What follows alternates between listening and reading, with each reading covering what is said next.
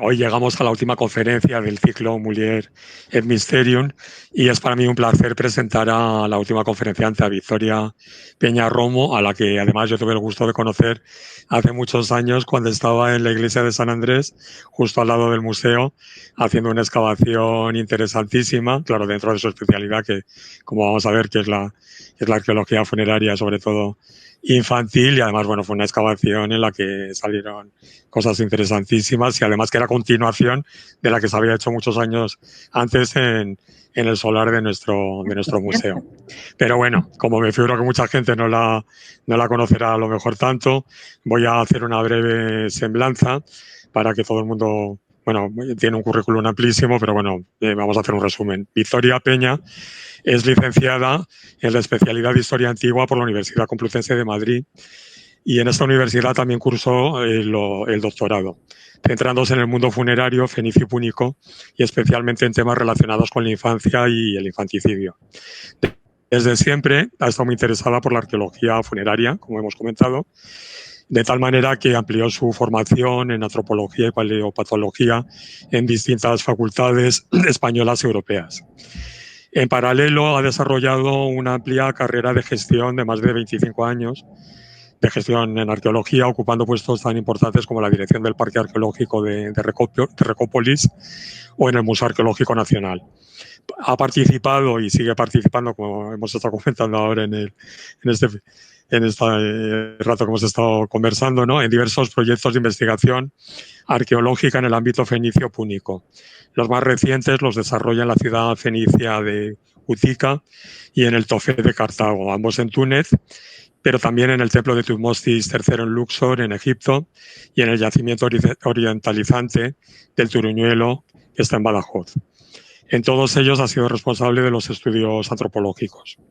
Además, es investigadora y miembro del comité de dirección del Centro de Estudios Fenicios y Púnicos, el CEFIP, y también ha participado en muchísimos congresos y foros sobre antropología, y sobre estos temas pues tiene varias publicaciones sumamente interesantes. Pero bueno, yo ya no le quiero quitar más tiempo. Me parece maravilloso que haya elegido a la princesa Íbera y Milce para finalizar este ciclo. Yo creo que no podíamos acabar de mejor manera. Bueno, luego Rosa y yo entraremos un momentito a despedirnos, pero bueno, de momento tiene la palabra Victoria Peña. Muchas gracias por estar con nosotros. Bueno, gracias a ti, bueno, gracias a todos por estar ahí, al otro lado de la pantalla. Efectivamente, vamos a empezar a hablar de Emilce, la princesa Íbera, de la que, bueno, iba a decir que sabemos poco, que seguramente todo el mundo ha empezado diciendo lo mismo, pero en este caso es una gran verdad. Es posible que alguno de los que estéis aquí tengáis muchas expectativas de conocer, bueno, esta princesa, quién fue, qué hizo, qué... Pues es posible que os salgáis decepcionados porque a lo mejor más que aprender vais a desaprender, o voy a tener que decir que realmente lo que sabéis no es cierto. Me da un poquito de pena, pero es así. Bueno, como veis, bueno, he elegido esta imagen que veis aquí en la portada, porque no sé si conocéis la ciudad de Baeza, que está muy cerquita de Cástulo, precisamente el lugar de nacimiento, en principio, parece ser de Emilce. Está muy cerquita de Cástulo y, bueno, en su plaza está esta estatua que supuestamente es ella, ¿no? Así que, pues, ahí os dejo a la bella princesa Emilce y vamos a empezar justamente vamos a empezar a desmentir. Bueno, ¿quién se ha dicho que es Emilce? ¿Quién se dice que es Emilce? Bueno, Emilce es la mujer de Aníbal, el famoso Aníbal Barca, con el que se casó más o menos, para situarnos en el tiempo, en el 221, 220 a.C., y era una princesa, supuestamente, de la ciudad íbera de Cástulo, una ciudad oretana. Parece que era hija del rey Mucro de Cástulo para algunos, para otros de Castalio de Cirra, en fin, hay versiones para todo. Parece ser descendiente de Emílico, que es supuestamente, bueno, hijo de un sátiro y la ninfa Mírice, con lo cual le están dando desde el principio una ascendencia griega, pero sobre todo de ascendencia mítica, ¿no? Ya empezamos con los problemas. Es además la madre del hijo de Aníbal, Aspar, cosa que tampoco está tan clara, ya lo vamos a ver, pero es como nos llega a nosotros, es la madre de Aspar, y además, bueno, pues parece ser que muere posiblemente en el 214, es una muerte muy temprana, bastante joven, precisamente cuando Aníbal está en la campaña italiana, en mitad, digamos, de la Segunda Guerra Púnica. Parece ser que por una epidemia de peste, para otros por un naufragio, porque algunos la sitúan en Cartago, pero no llegó a Cartago, otros parece que sí llegó, pero al final volver, en fin. Hay un montón de historias que bueno, pues nos han construido realmente un personaje que, tal y como lo vemos, pues debe distar bastante de la realidad. Veis que además tenemos pocos datos, pero es que además esos pocos datos pues no está muy claro que sean ciertos. Vamos a empezar a ver qué puede ser cierto y qué no de todo esto. Bueno, como siempre, pues vamos a las fuentes clásicas. Solamente hay dos fuentes clásicas que nos hablan de Imilce, mejor dicho, que nos dicen algo de la mujer de Aníbal. Uno es Tito Livio, que es del único que no fiamos al principio, y él realmente no habla de Imilce. De hecho, no dice su nombre, suponemos que se refiere a ella cuando dice lo único que dice exactamente: Cástulo, ciudad de Hispania muy fuerte y noble, y tan adicta a los cartagineses que la esposa de Aníbal era oriunda de esta ciudad, se pasó a los romanos. O sea, que ni siquiera está hablando de ella, realmente habla de una ciudad que, bueno, tan malos eran los cartagineses que incluso una ciudad importante que era muy adicta a Aníbal porque era el lugar de nacimiento de su esposa, pues se pasó incluso a los romanos. Con lo cual, bueno, pues eso es todo lo que dice Tito Livio y eso es todo lo que más o menos podemos estar seguros. Ya sabemos que tampoco Tito Livio siempre, entre comillas, todo es de fiar, pero es bastante más fiable que el siguiente autor, la siguiente fuente, que sería Silio Itálico. Muchos de los especialistas en esta época directamente ni le consultan, lo cual a mí me resulta bastante curioso. Pero es cierto que, claro, Silio Itálico en su Púnica, en su obra, donde realmente nos habla de Imilce y de su hijo también, por cierto, claro, es un poema épico, realmente son versos, es una épica dramatizada y lo que trata de plasmar pues son las gestas romanas, ¿no? Son las gestas de la Segunda Guerra Púnica, con lo cual, claro, es otro estilo, no es historia, ¿no? Entonces, como si, no sé, quisiéramos reconstruir y eso sería mucho más cercano, si queríamos comparar, pues no sé, el Mio Cid con el Cid histórico, y ahí habría más datos, es decir, que ahí podríamos decir que hay más paralelos. Aquí realmente es difícil, de lo que dice Silio Itálico, poder decir que realmente es verdad. ¿Qué es lo que cuenta Silio Itálico? Es lo único también que tenemos de él.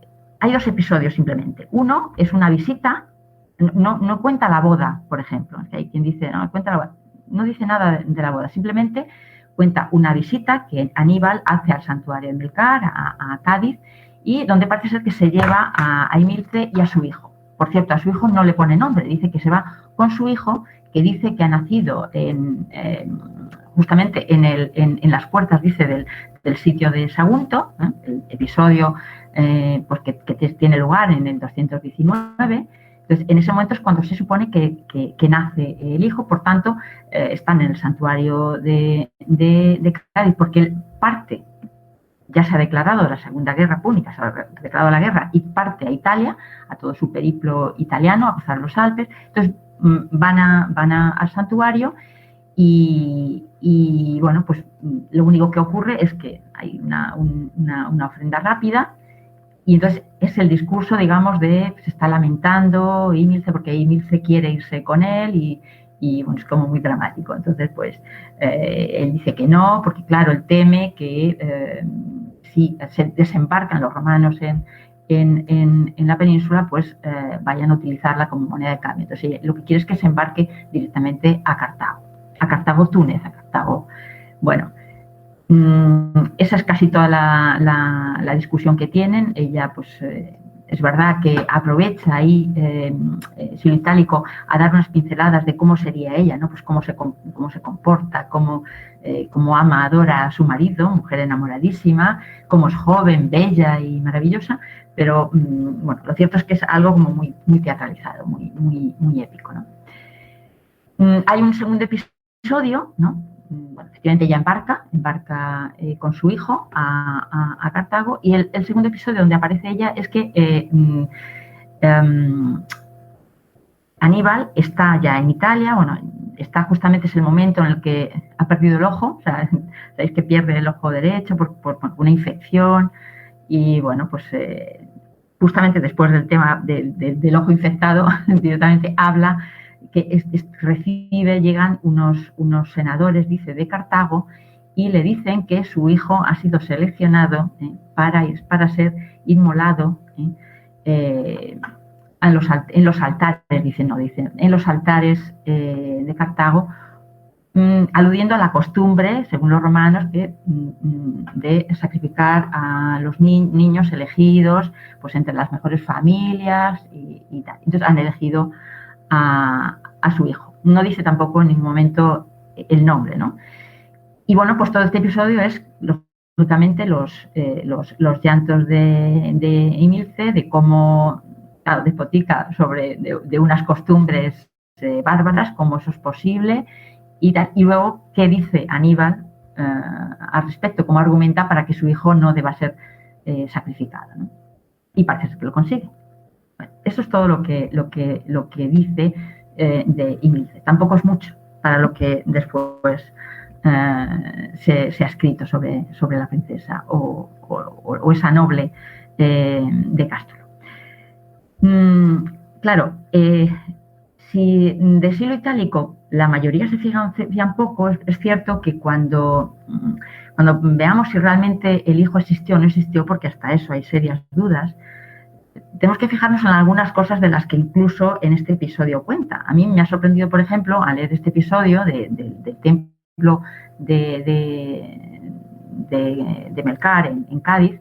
Él empieza diciendo simplemente, bueno, que llegan a Cádiz, al santuario, y empieza a describir, dice que se queda asombrado Aníbal de las mareas. O sea, ahí descubre las mareas, porque claro, él dice, como en el Mediterráneo no hay mareas, pues claro, se queda asombrado y describe las mareas. Como si Aníbal, que es, por los que no lo sabéis, Aníbal realmente desembarca pasa realmente toda su adolescencia la pasa en Cádiz. Él desembarca con su padre y su cuñado cuando tenía 11, 12 años, desembarca en Cádiz, y es donde se educa. Realmente había visto más de una marea. El que no había visto una marea justamente era Silo Itálico, para que veáis un poco los recursos que realmente está utilizando en una literatura donde, bueno, pues de la mayor parte de las cosas, efectivamente, si no quizás no nos podemos fiar, pero al menos lo que sí hay que ponerlo un poquito en cuarentena, ¿no? Bueno,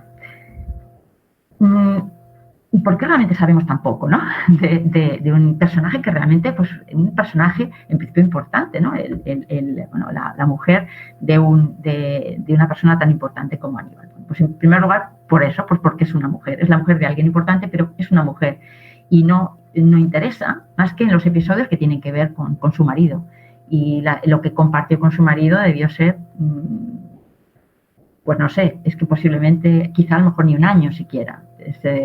Hay un compañero nuestro, especialista, que dice que a lo mejor hasta ni consumaron, ¿no? Porque pone realmente en duda el que ni siquiera tuvieran un hijo, ¿no?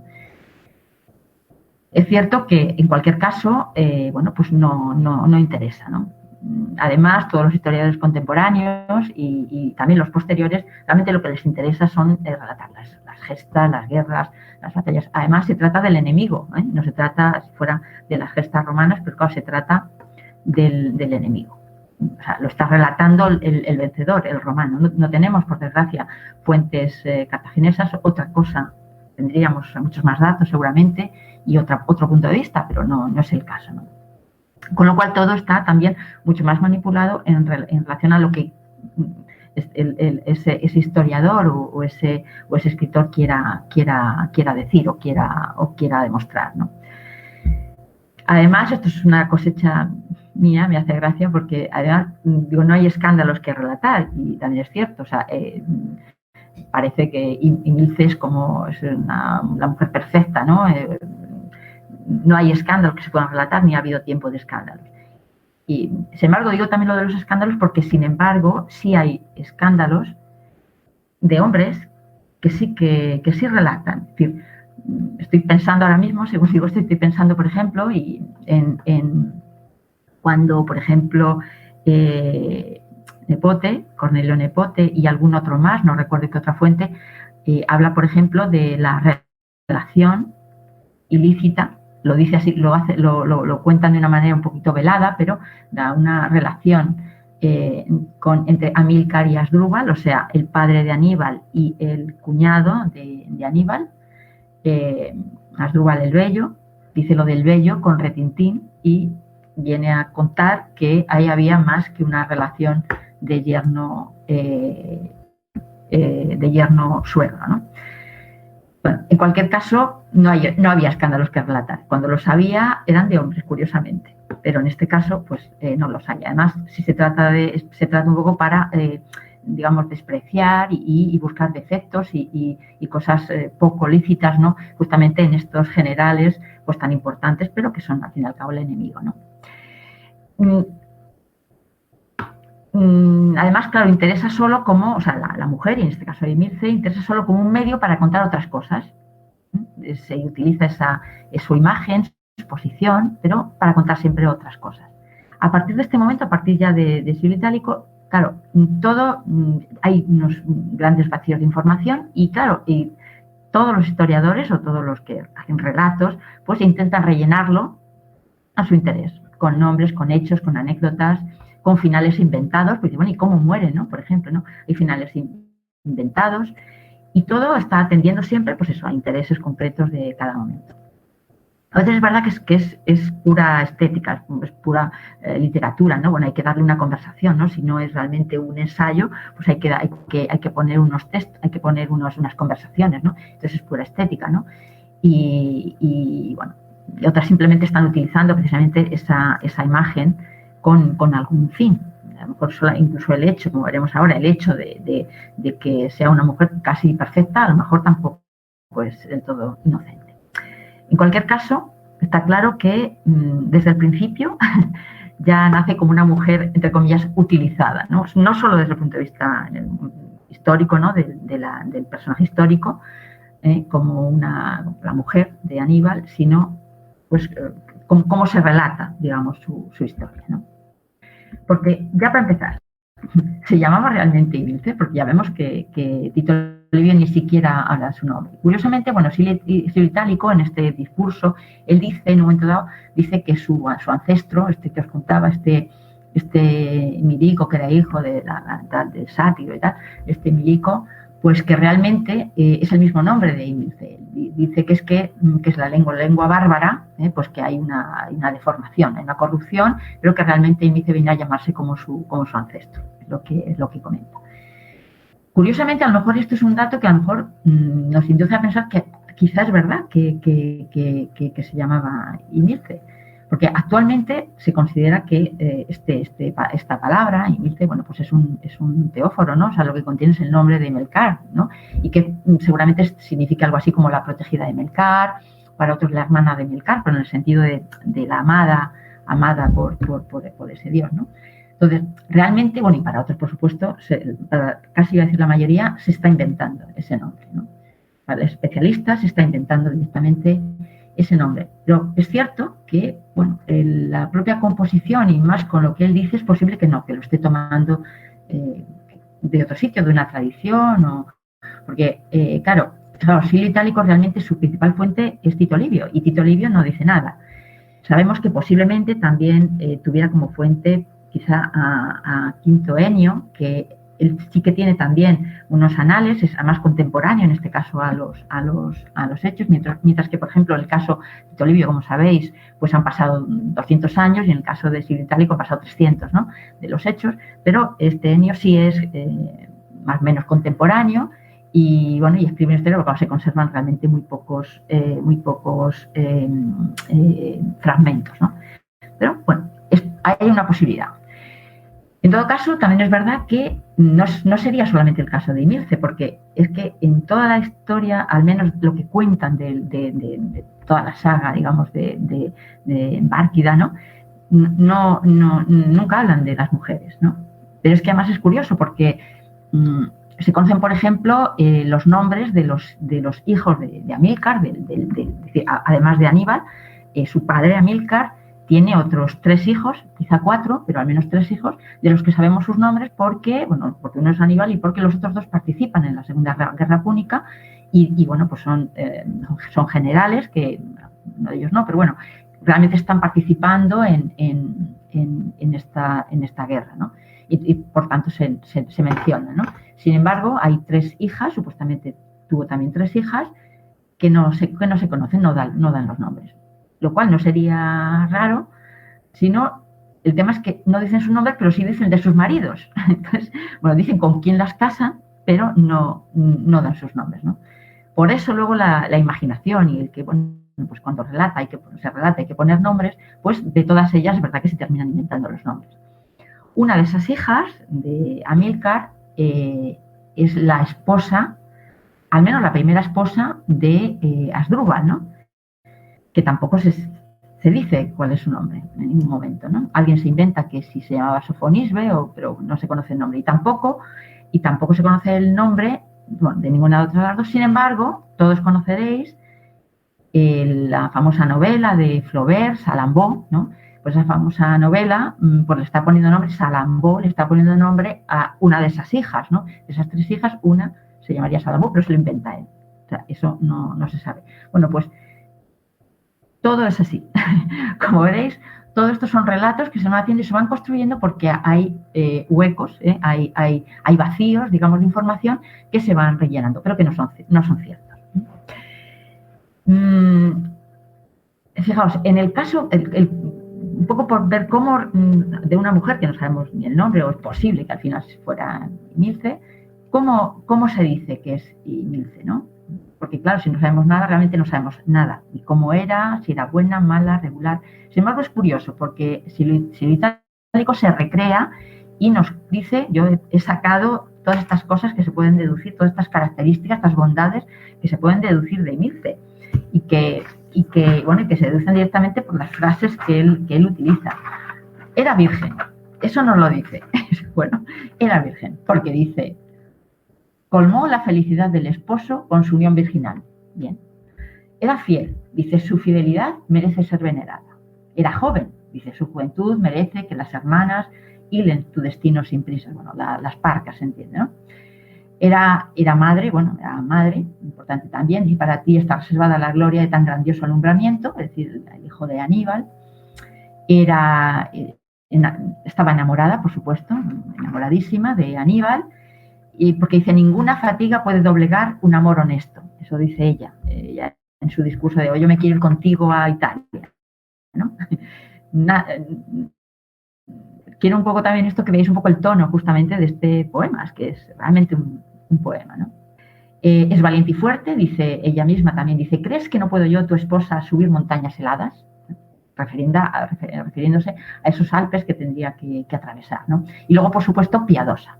Es una mujer piadosa. Ella reza y dice que reza al padre de las batallas y le dice, ten piedad de nosotros, aleja toda desgracia y mantén esta cabeza a salvo. En este caso se refiere a la cabeza de Aníbal, ¿no? Bueno, al final, realmente, ¿qué está retratando? Me recuerda más a lo que sería la romana ideal, ¿no? Una matrona romana, ¿no? Ahora, ¿por qué realmente está? ¿Y por qué en vez de decir, bueno, pues es una bruja, porque como es cartaginesa es una bruja? Pues no, es curioso. Entonces, ¿cómo es una mujer perfecta, no? ¿Y por qué, no? ¿Por qué realmente le interesa en ese momento a Silvio Itálico hacer así? No sé, se me ocurre.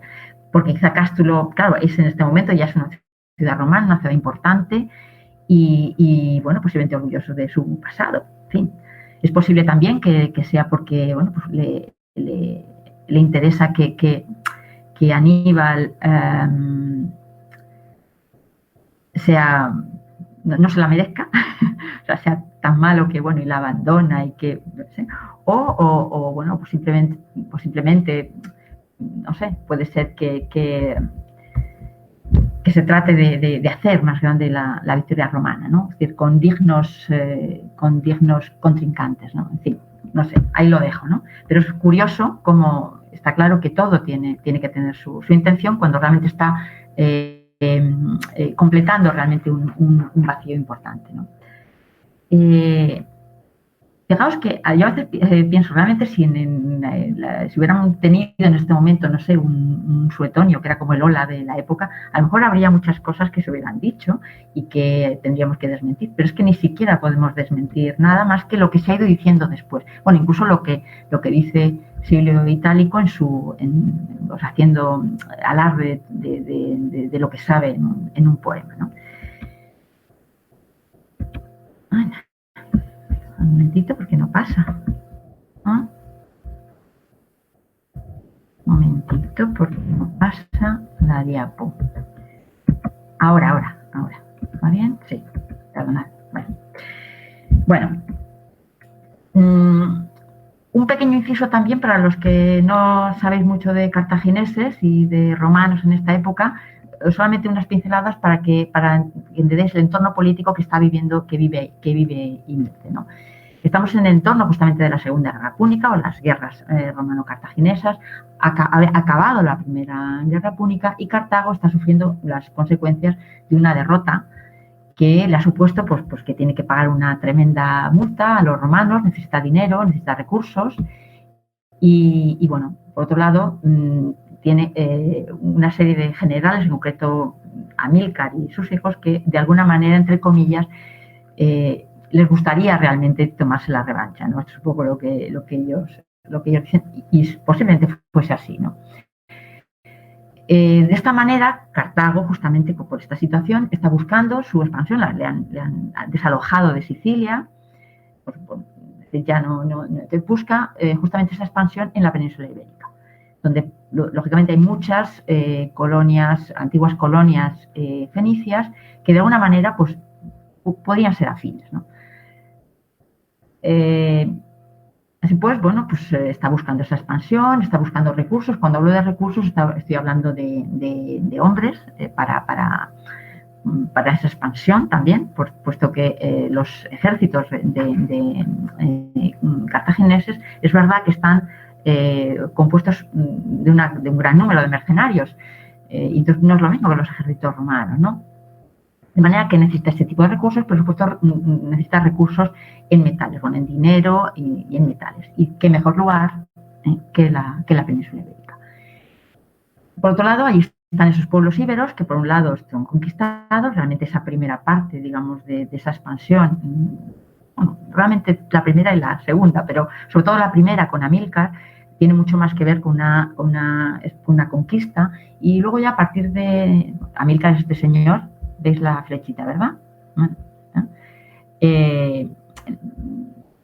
En una segunda parte, digamos, hay un momento un poco más de alianzas y convenios justamente con estos pueblos íberos que son los que están poblando la península en este momento.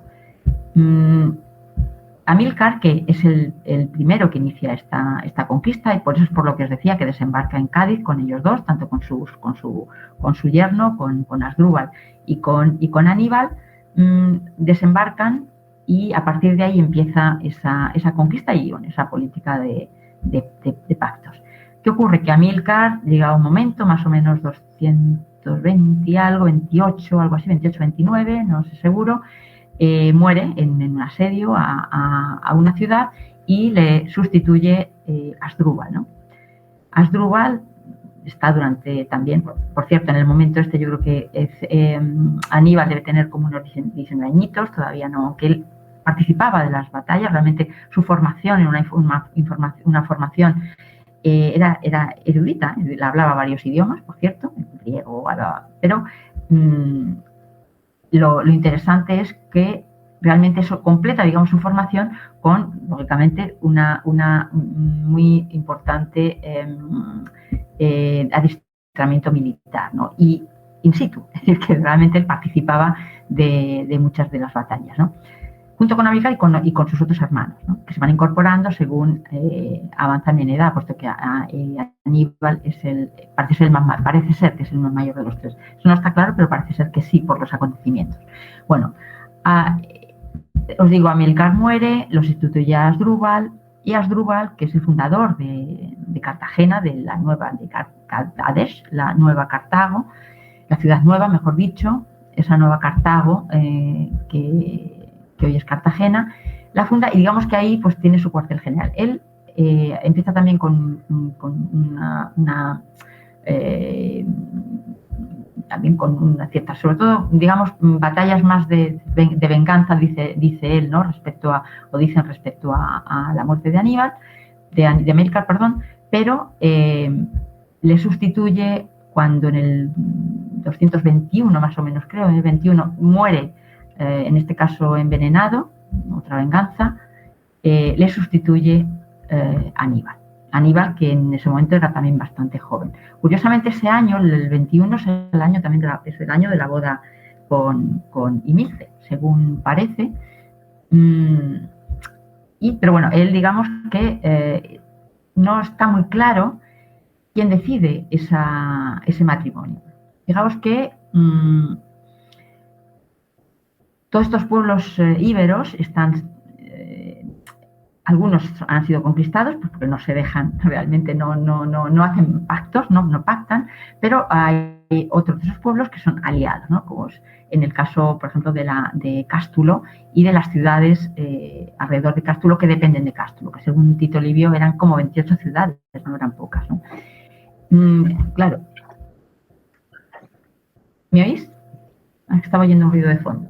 Bueno, cuando Aníbal toma el poder, no sabía lo que os iba a decir. Sí, os quería decir que se inicia también una política de pactos que tiene que ver con, bueno, pactos matrimoniales con princesas de la zona, porque eso es la mejor alianza, por así decirlo. Es verdad que ya Amílcar lo había hecho con sus hijas, ¿no? Pero Asdrúbal lo hace él mismo. Él se casa también con una princesa, tampoco sabemos su nombre, pero es verdad que ya se había casado con la hermana de Aníbal. Entonces no sabemos muy bien si ya se había muerto o, como algunos historiadores especialistas en ese momento piensan, es que para esos casos se podía tener se podía ser polígamo, se podía tener una esposa más. Es una cosa que también como muy helenística, es como seguir también los pasos. Me recuerda un poco a Alejandro Magno también, ¿no? Como también se casa con su Roxana y como le pide a todos sus generales que se casen también con princesas locales, ¿no? Porque es una manera muy efectiva justamente de conseguir esa fidelidad, ¿no? Y esa alianza. Bueno, pues esto es un poco el entorno. Ahí aparece Imilce. ¿Por qué Imilce interesa? Porque efectivamente tenemos una política que están desarrollando los bárcidas en ese sentido, ¿no? Para asegurarse estas vías. Bueno, quiero enseñaros también las ciudades protagonistas, ¿no? Para los que no estáis muy familiarizados con estas ciudades de la zona. Tenemos aquí a Cádiz, ¿no? Estos son realmente reconstrucciones de lo que sería la ciudad fenicia en ese momento. Bueno, no todas, pero esto sí es la ciudad fenicia, ¿vale?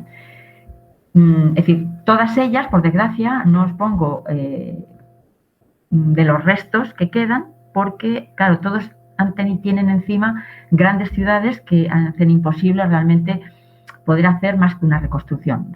Hay realmente, bueno, como se diría,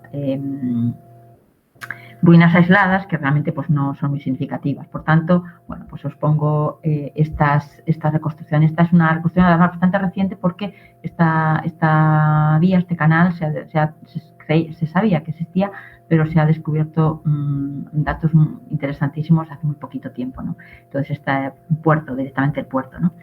Bueno, pues esta sería Cádiz, ¿no? Hoy la catedral debe andar por aquí. Debe andar por aquí mismo la catedral. Es decir, que esto, lógicamente, ya no existe. Bueno, pues Cádiz, que estaría por aquí, ¿vale? Bueno, ya lo veis, aquí. Esta es esa ciudad, digamos, de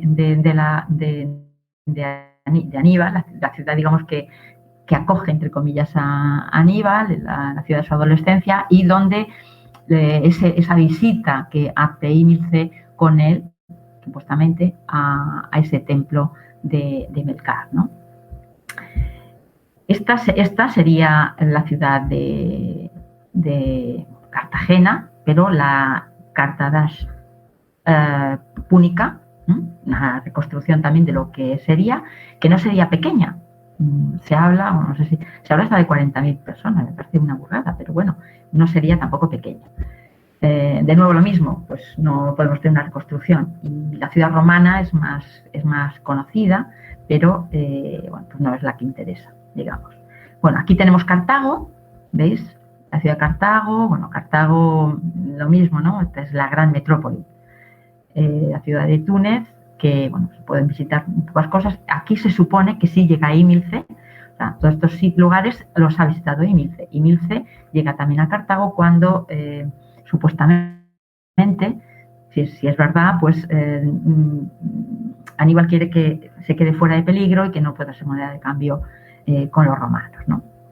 Y por fin, este es el pueblo de Ímilce. Este sería la reconstrucción de Cástulo, que Cástulo anda por aquí. Fijaos, Cástulo pasa el Guadalquivir, andaría por aquí, está por Jaén, está entre Linares y Baeza, ¿no? De hecho, dicen las fuentes, nos dice que el Guadalquivir era navegable hasta Cástulo. O sea, fijaos la importancia del lugar. No solamente por eso, sino por lo que vamos a ver ahora, que es por la impresionante riqueza en minas de plata que tenía. Bueno, estos son los restos que quedan en la ciudad, muy grande, por cierto, efectivamente, de Cástulo, ¿no? La mayoría seguramente son también romanos. Bueno, vamos a la novia.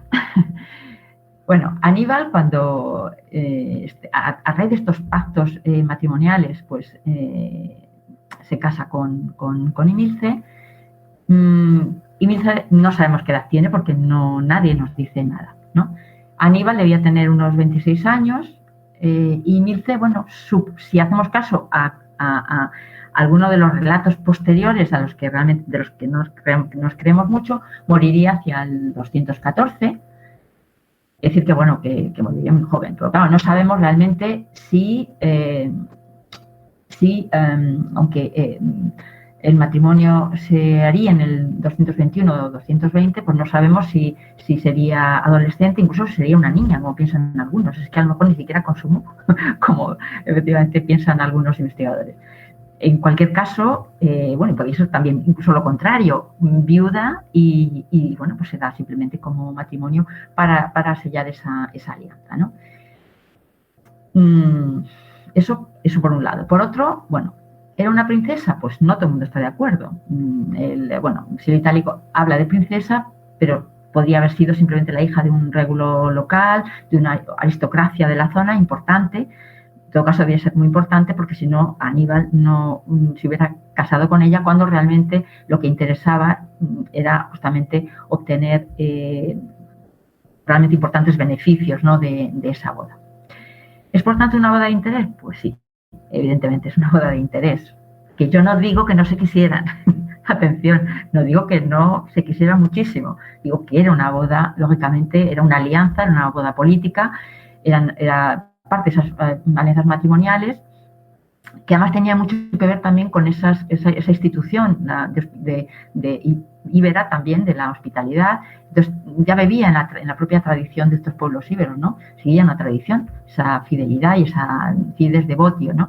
Cómo uno obtiene esa fidelidad, el otro obtiene ese apoyo, en fin.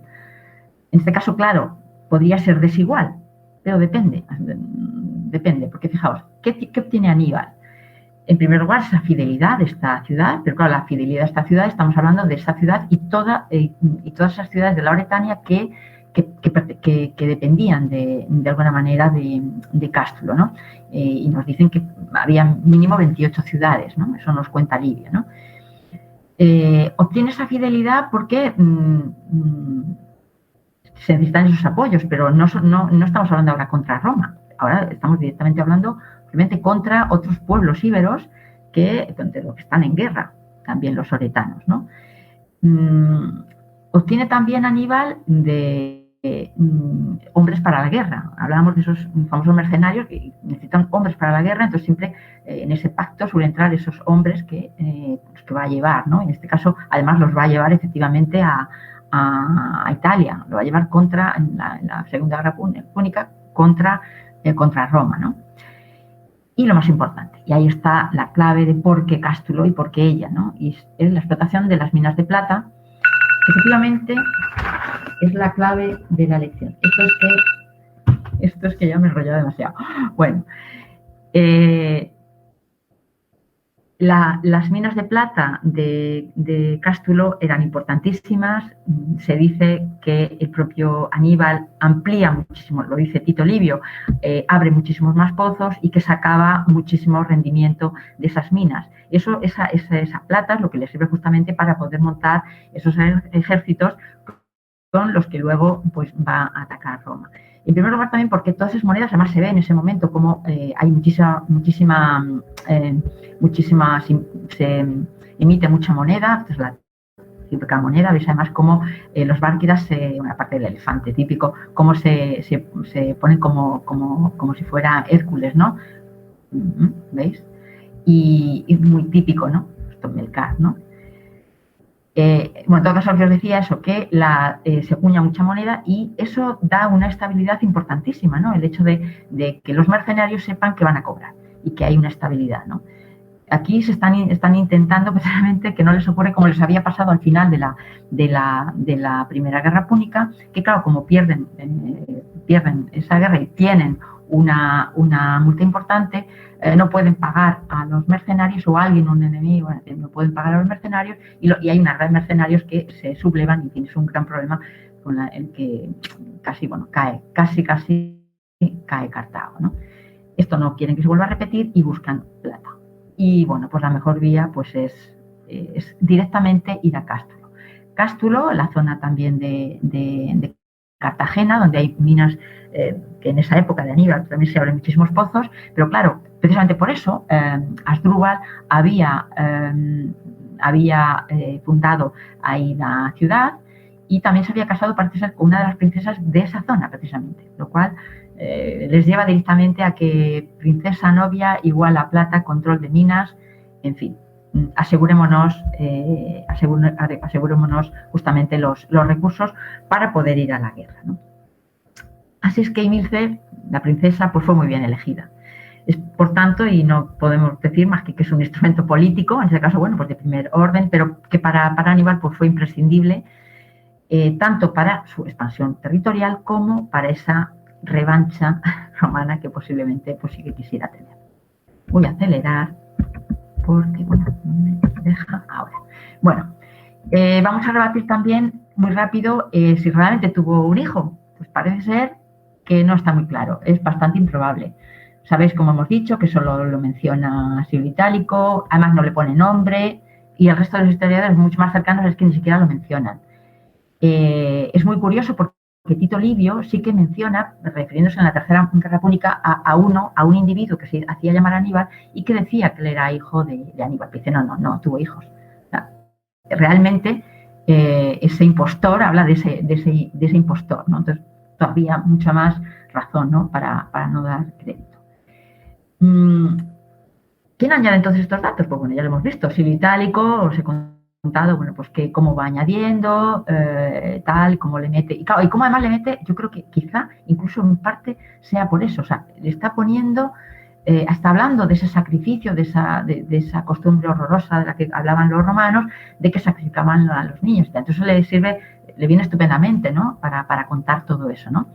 Esto lo añade Silio Itálico y también lo añade, mejor dicho, realmente él está insistiendo mucho en ese caso en que, bueno, pues algo malo, ¿no? Es en esa maldad y en esa crueldad de los romanos, ¿no? También es posible que esté hablando del hijo y de su mujer y su hijo en Cástulo, bueno, no en Cástulo en ese momento, sino que son de Cástulo, quizá porque hay que justificar también el hecho, eso dicen algunos historiadores, que de que luego los propios romanos van directos, nada más llegar a la península van directos a Cástulo, van a las minas, lógicamente a Cástulo y a Cartagena, ¿no? Van a por las minas, ellos van a hacer lo mismo, ¿no? Pero realmente toman Cástulo una crueldad tremenda. No tanto Cástulo como una ciudad al lado, pero bueno, entonces están de alguna manera justificando cómo, claro, había que hacerlo, ¿no? En fin, es una razón. Bueno, a partir de ahí la información se desborda. Aquí todo el mundo añade cosas, pero claro, se añade el nombre de Aspar y miles de adornos. Yo he recogido de los, por ejemplo, que todo el mundo menciona, te vas quizá a los 5 libros primeros de la Crónica General de España, a Florián de Ocampo, que este ya es un espectáculo, ¿no? Todo lo que va añadiendo el texto, como ya incluso, bueno, no solamente, por supuesto, se llama Aspar, sino hasta dice cómo votan para, cómo en los sacrificios a Saturno, claro, él habla de sacrificios que hacían los cartagineses a Saturno, pues cómo sacan las papeletas, en fin, hace toda una literatura, en fin. La muerte, ocurre lo mismo. No hay ninguna fuente que nos hable de la muerte de Ímilce. Incluso Silio Itálico la deja en Cartago y nunca se supo más, ¿no? De nuevo Floriano Ocampo, él habla y dice que muere de peste en Cástulo. No habíamos dejado en Cartago y de repente está en Cástulo, pero hay quien dice que, bueno, no, es que el barco, que se fue, pero que luego cogió otro barco. Hay quien dice que realmente murió no solamente... No en Cástulo, sino que murió en una tempestad, que se hundió el barco, en fin, hay novelas para todo, pero en cualquier caso, quizá la que más se repite es que muere de peste, pero en Cástulo, lo cual nos hace pensar que entonces volvió, pero ¿cuándo?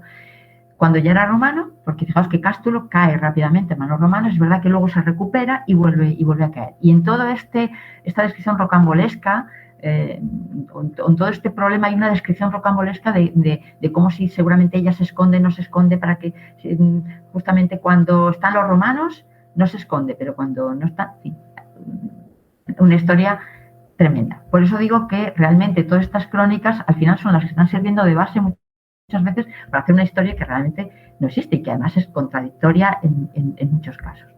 Por supuesto que estos cronicones son los que han dado pie a identificar, por ejemplo, esta estatua de la que os hablaba antes, que tenía en la portada, esta estatua de la plaza de Baeza, con una escultura que, según, en los folletos turísticos te dice que, por supuesto, es una estatua ibérica, ya me contaréis que tiene esta estatua de ibérica, y que habría estado, pues la recuperaron de Cástulo, de la vecina Cástulo, y que habría estado, por supuesto, en la tumba de Ímilce, porque además se trajo de allí. Es verdad que está en una fuente, como podéis ver aquí, está en una fuente y parece que estos leones sí proceden de Cástulo. Bueno, en fin, no lo sé.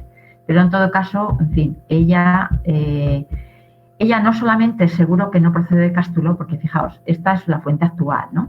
Y que la restauran con mucho cuidado y tal, pero yo me he ido a fotografías antiguas, es la misma fuente, y no sé si veis que no es para nada la misma estatua.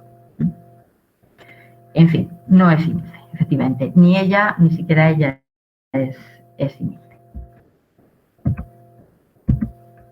Ay, Dios mío, está un poquito de punta.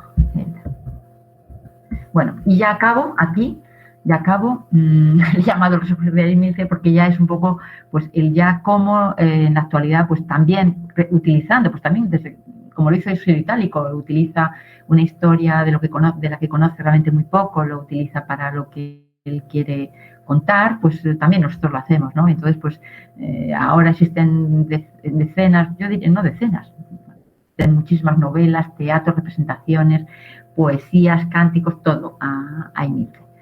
Es muy interesante, por ejemplo, yo os he puesto aquí algunas fotografías que he sacado, pues, por ejemplo, de las representaciones que hacen todos los años en Cartagena de la boda, concretamente de la boda de Ímilce con Aníbal, ¿no?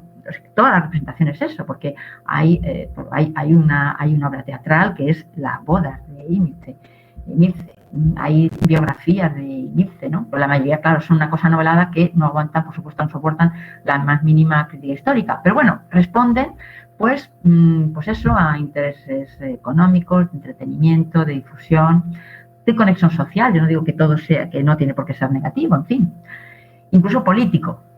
Hasta el punto, fijaos, que hoy Ímice es un símbolo del amor romántico, de la belleza de la mujer, cuando posiblemente no sabemos si hubo amor, ni siquiera casi ni si se conocieron, ¿no?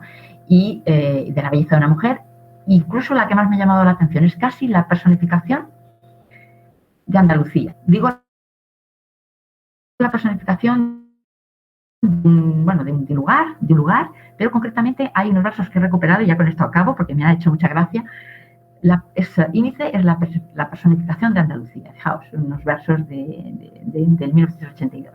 Dice: Ímice, la de siempre, tú misma, la del cabello suelto, la del vientre poblado, de espigas y metales, tan ancha, tan morena, tan radiante y fecunda, amada mía. Ahí he quitado alguna para decir estas otras dos frases que me han hecho mucha gracia. La del pubis surcado de olivos, la del ardiente sexo navegable. Efectivamente, el Guadalquivir, los olivos.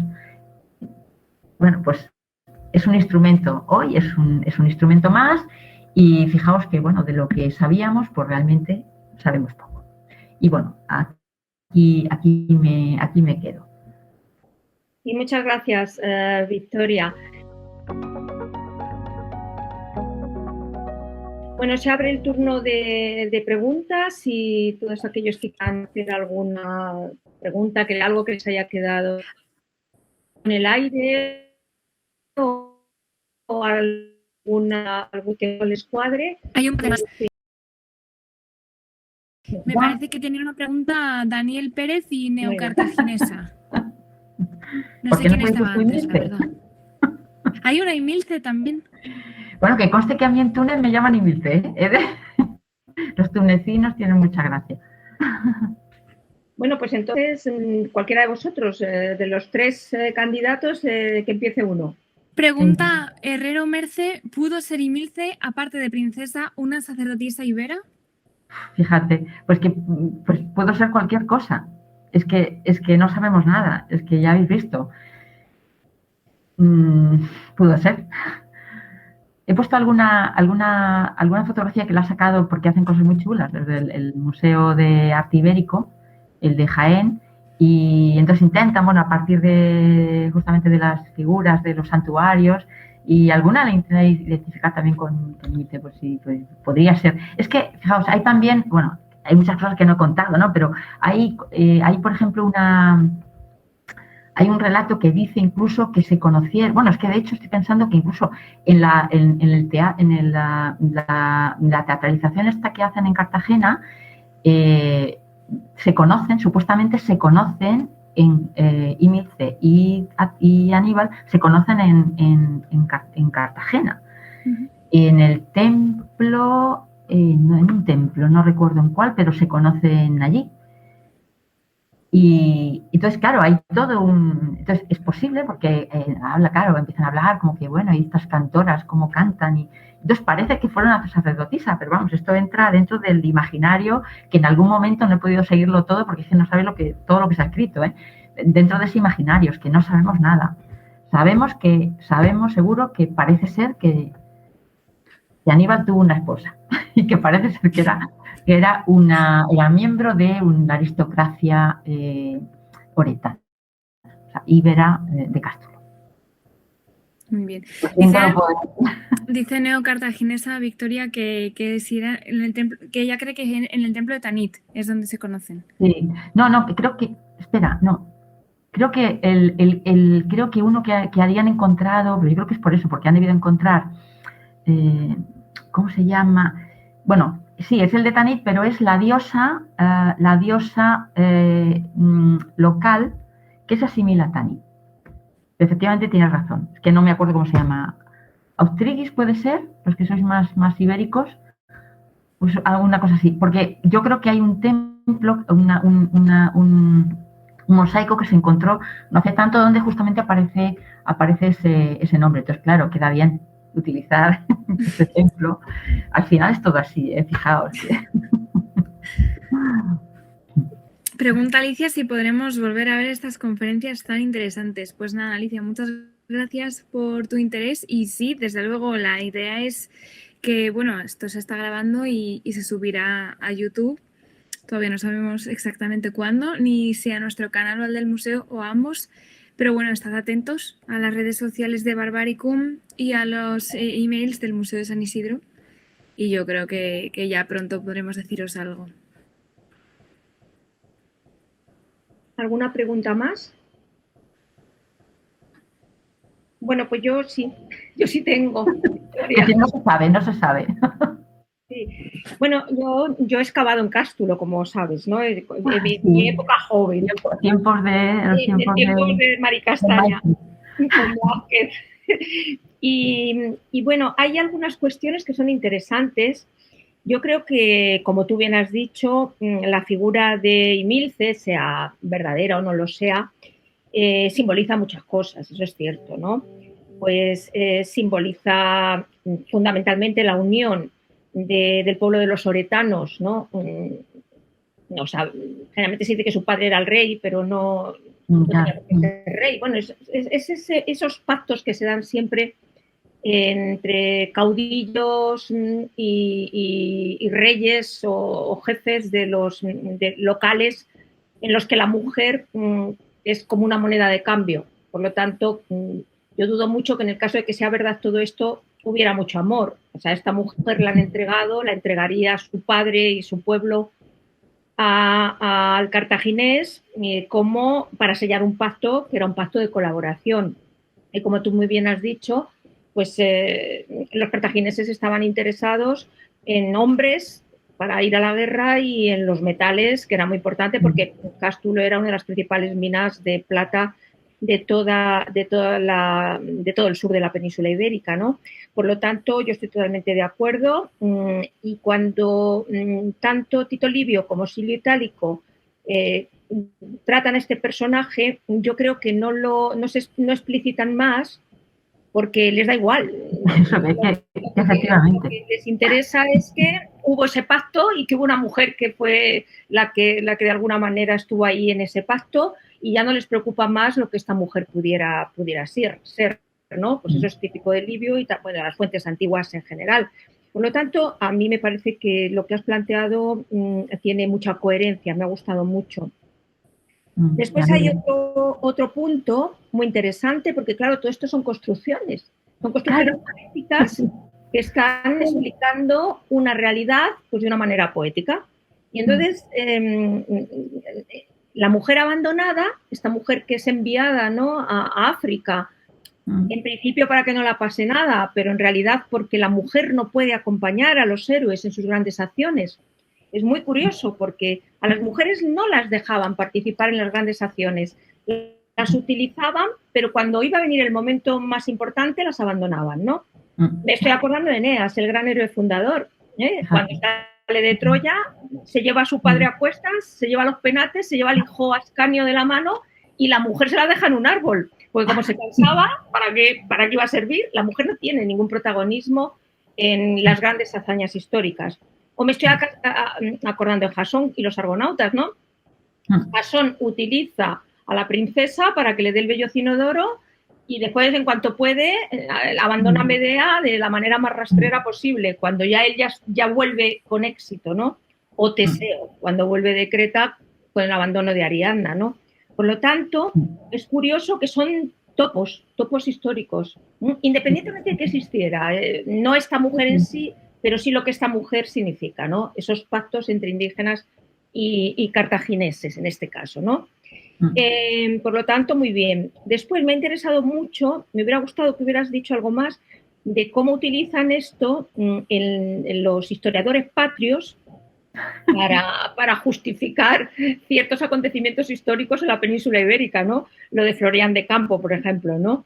Y incluso como hoy se sigue utilizando esa estatua que tú has hecho un poco para justificar la historia de nuestra patria, ¿no? A través de dos textos pequeños que al final no dicen mucho, ¿no? Pero bueno, es esta utilización que no tiene por qué ser tampoco negativa, en eso estoy de acuerdo contigo, ¿no? Pero a lo que voy, un poco por lo que se ha planteado hace un momentito, ¿no? El tema de si era una sacerdotisa o no de Melcar, creo que habéis dicho, o de quien sea, ¿no? O de Tanit, ¿no? Se encuentran en el templo de Tanit. No hay que olvidar que Cástulo era un puerto. Claro, el Guadalquivir. La Acrópolis y después abajo está el Guadalquivir, es un puerto. es un puerto que va a salir a otras partes más interesantes del Guadalquivir y por ahí se bajaba todo el mineral y todo esto, como tú bien sabes. Y por eso he empezado diciendo que yo excavaba un cástulo, yo junto con el profesor Moreno Arrastio, al que tú conoces bien, y con nuestro querido desaparecido Fernando López Pardo, cuando éramos estudiantes, excavamos el templo fenicio de Cástulo. Y es un templo que, como tú sabes, es este templo que tiene el suelo de conchas, y ahí estuvo Fernando López Pardo días y días limpiando las conchitas, Las conchas.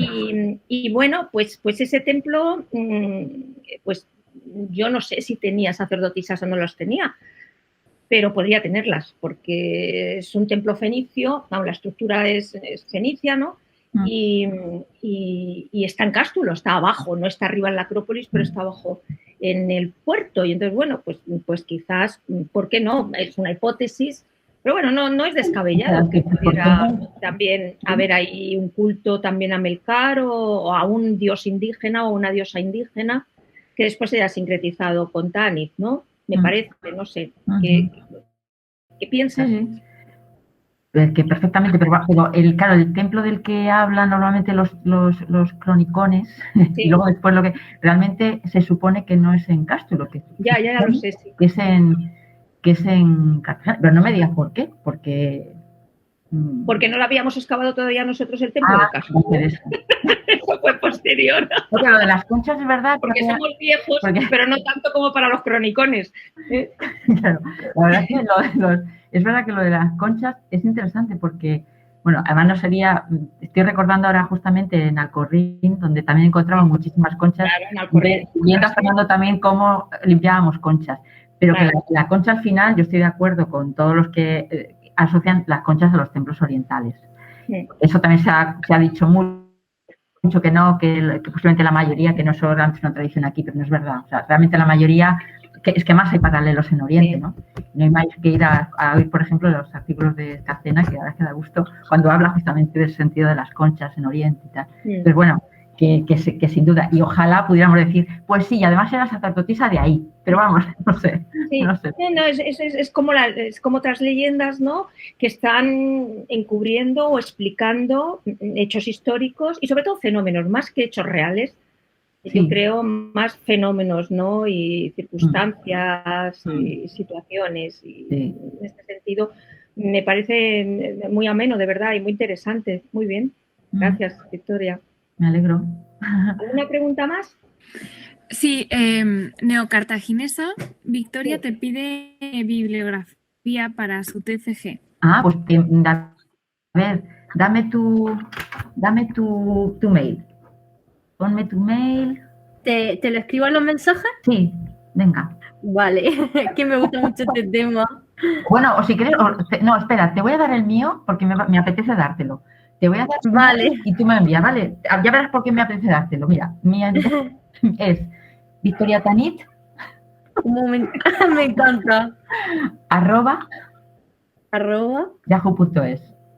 Me consta que el Victoria Tanit no es actual, lleva como 20 años desde que creamos el Centro de Estudios Fenicio Púnicos, todos nos pusimos un nombre así y este es el único nombre dirección mail que he tenido, Victoria Tanit. Es que, de hecho, a mí me dio historia de la península, o sea, de la antigua península ibérica, José Luis López Castro, que estuvo excavando allí en Útica, y claro, saqué matrícula en su asignatura, o sea, me gusta mucho este tema.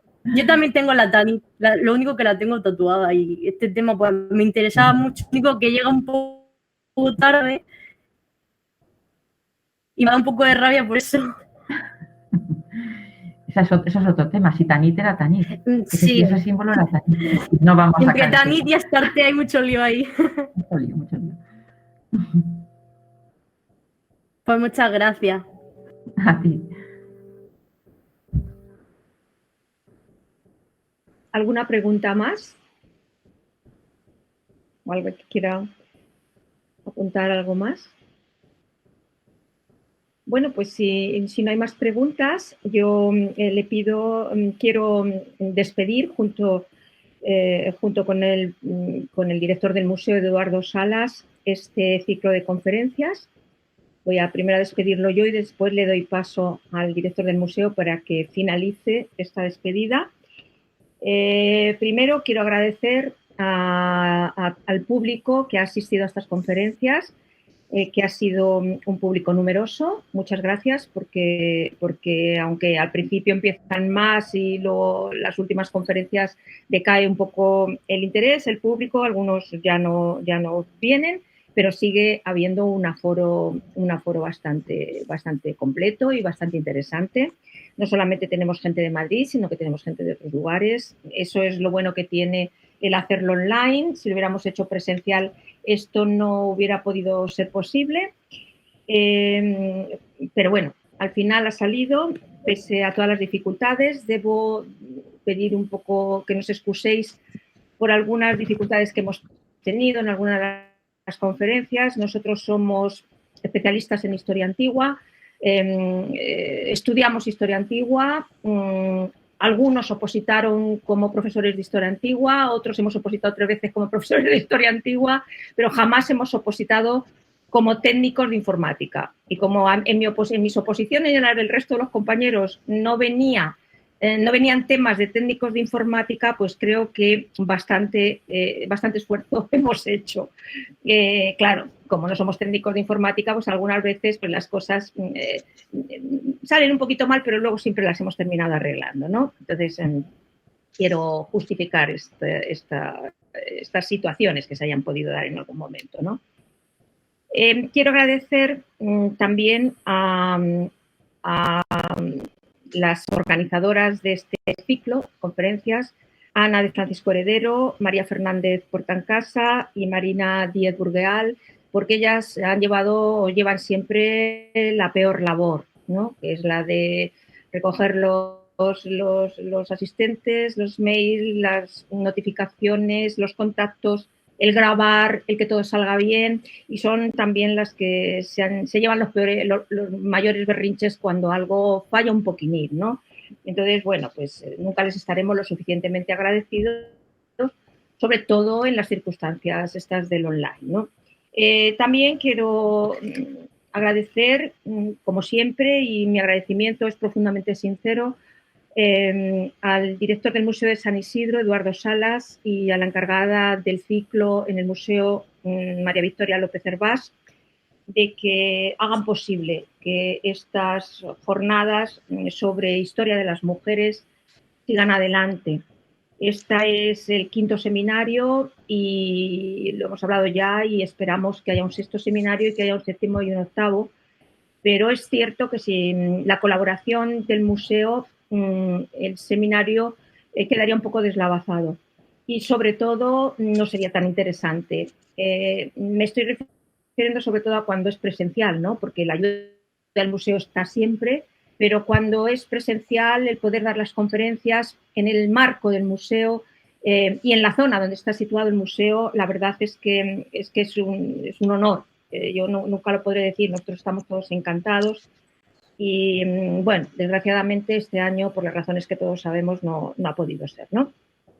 Y quiero dar también las gracias a la Asociación Barbaricum, a la que pertenezco, por el apoyo que ha dado siempre y cómo se ha volcado todos los miembros de la asociación en estas jornadas, también en otras actividades de la asociación, pero también en estas jornadas sobre mujeres. Y nada más, ahora doy la palabra al director del museo, Eduardo Salas, para que cierre definitivamente el ciclo. Gracias, Rosa. Bueno, primero felicitar y dar las gracias a la Victoria porque ha sido una conferencia preciosa. Ya sabíamos que lo iba a ser, pero bueno, no hemos podido. Yo creo que lo hemos pasado muy bien y ha sido una excelente clausura, ¿no? Y por supuesto, pues igual que ha hecho Rosa, pues dar las gracias a todas las personas que nos han seguido estas semanas.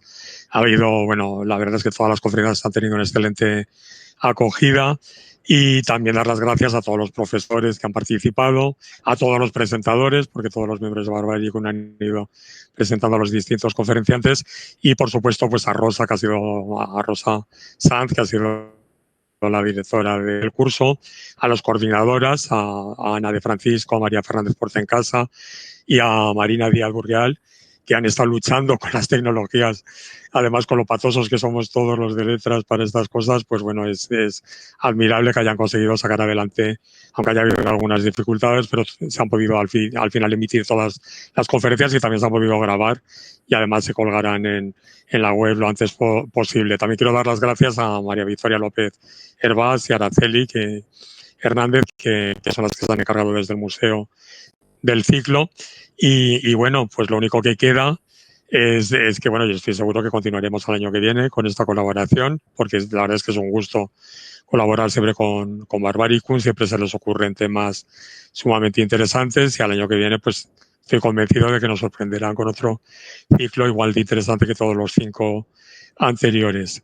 Y bueno, pues a los que nos vean, pues ahí quedamos emplazados para estas mismas fechas más o menos el año que viene. Muchísimas gracias a todos y hasta pronto.